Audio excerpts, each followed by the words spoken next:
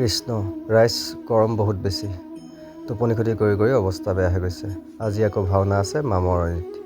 ব'লক আজি ভিডিঅ'টো আৰম্ভ কৰি দিওঁ। আহি বাইকখন অলপ বেয়া হৈ গ'ল। বাইকখন বোলো অকণমান ঠিক ঠাক কৰি লওঁ। এই প্ৰতিম ভাই তাত বাইকখন বোলো বনাই লওঁ। এই প্ৰতিম ভাই দানিচাপৰি চাৰিআলিতে ইয়াৰ দোকান। একদম বহুত কম পইচাতে বাইক ভাল কৰি দিয়ে। আমি আহি ফাইনেলি নামঘৰ পালোহি। আজি নাটভাগি য'ত মঞ্চস্থ কৰা হ'ব। ব'লকচোন নামঘৰৰ ভিতৰৰ অংশ কিছু দেখুৱাই লওঁ। আজি আকৌ চাউণ্ড আছে যোৰহাটৰ পাঞ্চজন্য। ৰাইজ সিহঁতৰ চাউণ্ড বহুত সুন্দৰ, মানে বহুত ধুনীয়া চাউণ্ড এটা। ৰাইজ কাৰোবাক যদি লাগে কণ্টেক্ট কৰিব। আমিও বোলো গ্ৰীণ ৰুমলৈ যাওঁ। ইফালে আমাৰ গ্ৰীণ ৰুমত মই, এইফালে বিশাল, চানুকাই আমি তিনিও মিলি মেকআপ আৰম্ভ কৰি দিলোঁ।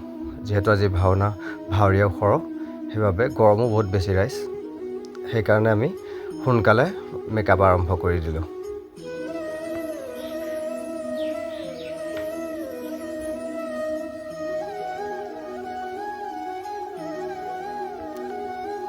ইফালে আকৌ গ্ৰীণ ৰুমত ৰাম, লক্ষ্মণ, সীতাৰ আলোচনা। তিনিও মিলি পূৰা আলোচনাত ব্যস্ত।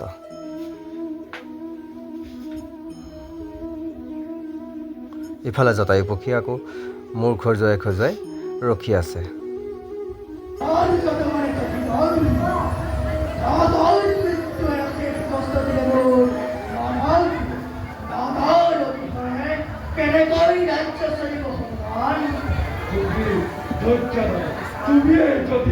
গতিকে মই এই বনেৰ অন্য বদলেৰ সাথে চিন্তা কৰছি, তাৰ তোমাৰ উপৰ মতামত